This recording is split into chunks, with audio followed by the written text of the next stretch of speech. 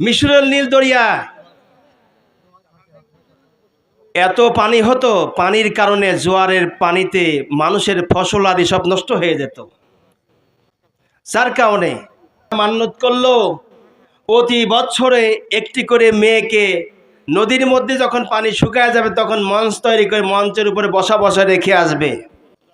মিশরের গভর্নর ছিলেন হযরত আমর ইবনুল আস রাদিয়াল্লাহু তাআলা আনহু, রাসূলের জলিলুল কদর সাহাবী আমর ইবনুল আস রাদিয়াল্লাহু তাআলা আনহু। যখন মিশরের নীল দরিয়াতে পানি পরিপূর্ণ কানায় কানা হয় তখন তিনি চতুর্দিকে বেড়ায়, লোকদের জন্য আল্লাহর কাছে ইস্তেগফার পরে আল্লাহর কাছে দোয়া করতে থাকেন। পানি শুকায় গিয়েছে, মিশরের নীল দরিয়ার পানি শুকায় গিয়েছে। ওদের মান্যত অনুযায়ী যুবতী মেয়েটিকে এলাকার লোকেরা ধরে নিয়ে বসাইছে, বসিয়ে তাকে মুখে সোনো পাউডার, আইব্রো, লিপস্টিক, আশকারা মাস্কারা তো তখন ছিল না, যা ছিল তাই তার মুখে দিয়ে সুন্দর করে সাজিয়ে দিচ্ছে। স্বর্ণের গহনা গলায় দিয়েছে, কানে দিয়েছে, নাকে পড়া দিয়েছে। আর মেয়েটি কান্না করতেছে হাওমাও করে। এমতো অবস্থায় মিশরের গভর্নর হযরত আমর ইবনুল আস রাদিয়াল্লাহু তাআলা আনহু ওই দিক দিয়ে যাচ্ছেন, এর মেয়েটা কাঁদতেছে। আল্লাহ নবী জলিল কদর সাহাবী জিজ্ঞাসা করলেন, ভাই তোমরা মেয়েটিকে সাজায় দিচ্ছে এত সুন্দর করে, মেয়েটি এত চিৎকার মেরে কাঁদতেছে, কারণটা আমাকে বলো, জানতে চাই।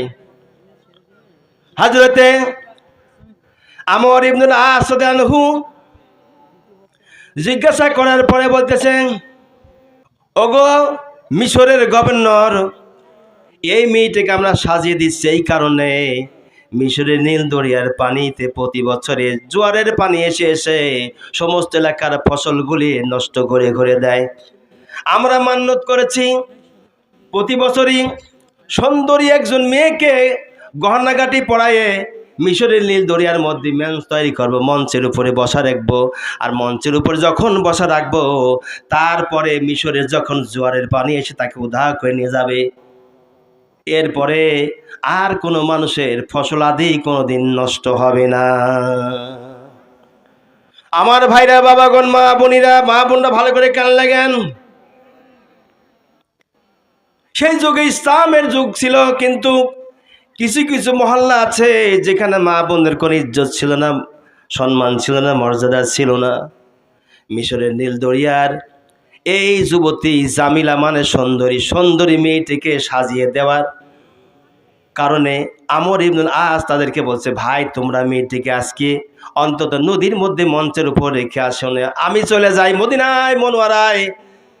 জান্নাতি সার্টিফিকেট প্রাপ্ত 2 নম্বর যিনি জান্নাতি সার্টিফিকেট পেয়েছেন তিনি হলেন আমিরুল মুমিনিন ওমর ইবনুল খাত্তাব রাদিয়াল্লাহু আনহুর কাছে আমি যাই, জিজ্ঞাসা করি। সেখান থেকে ঘুরে না আসা পর্যন্ত তোমরা মেয়েটিকে মিশরের নীল দরিয়ার মধ্যে মঞ্চে রেখে আসবা না। এলাকার লোকেরা হযরত আমর ইবনে আস আনহুর কথা শুনিয়ে মেয়েটিকে অপেক্ষা করে রেখে দিয়েছেন সাজিয়ে গুজিয়ে। আমিরুল মুমিনের কাছে গিয়ে হযরতে আমর ইবনে আস রাদিয়াল্লাহু বলছেন, আমিরুল মুমিনিন, আমাকে যে মিশরের গভর্নর পদে দায়িত্ব দিয়েছেন, এলাকায় ঘুরে ঘুরে যখন আমি দেখার সময় দেখি একটা সুন্দরী রূপসী মেয়ে জামিলা এই মেয়েটিকে সাজিয়ে দিচ্ছে। আমি জিজ্ঞাসা করলাম, তোমরা এই মেয়েটিকে সাজাচ্ছ, মেয়েটি কাঁদতেছে, কারণটা কি?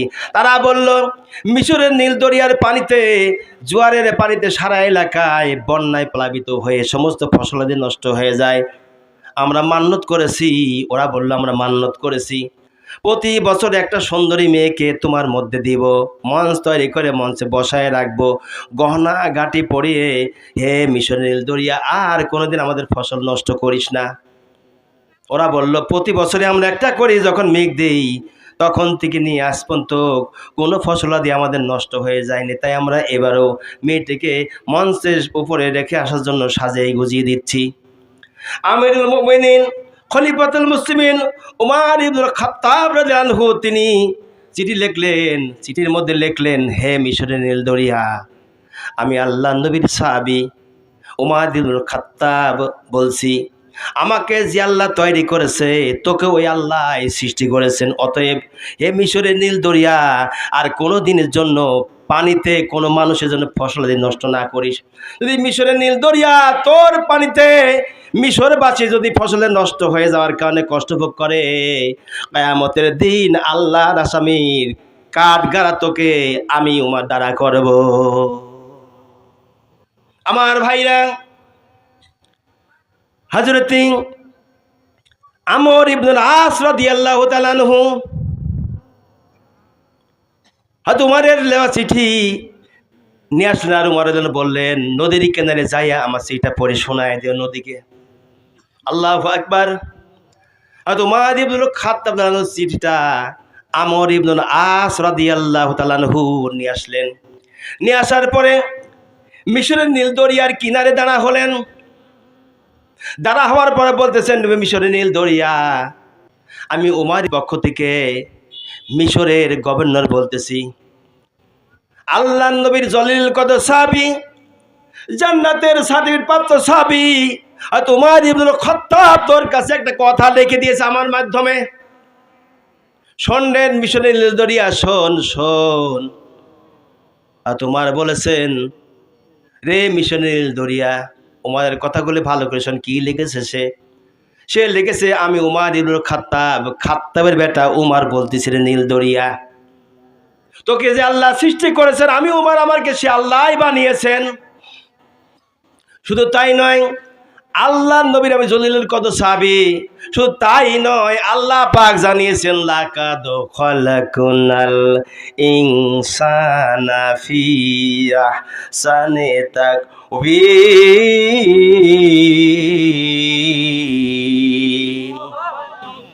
রে মিশরের দরিয়া, তোর চাইতে মানুষকে আল্লাহ পাক সুন্দর করে বানিয়েছে রে মিশরের দরিয়া। খবরদার খবরদার, আর একদিনের জন্য, কোনো দিনের জন্য, কোনো কালের জন্য মিশরের কোনো মানুষের ফসল নষ্ট করতে পারবি না। যদি নষ্ট করিস তাহলে কিয়ামতের মাঠে তোকে যে আল্লাহ বানিয়েছেন, আমাকে আল্লাহ বানিয়েছেন সুন্দর করে, তোর চাইতে হাজার গুণে সুন্দর করে আমাকে আল্লাহ পাক বানিয়েছেন। অতএব কিয়ামতের দিন মুসিবতের সময় রে নীল দরিয়া, আল্লাহর আসামির কাঠগড়ায় তোকে আমি দাঁড়া করব।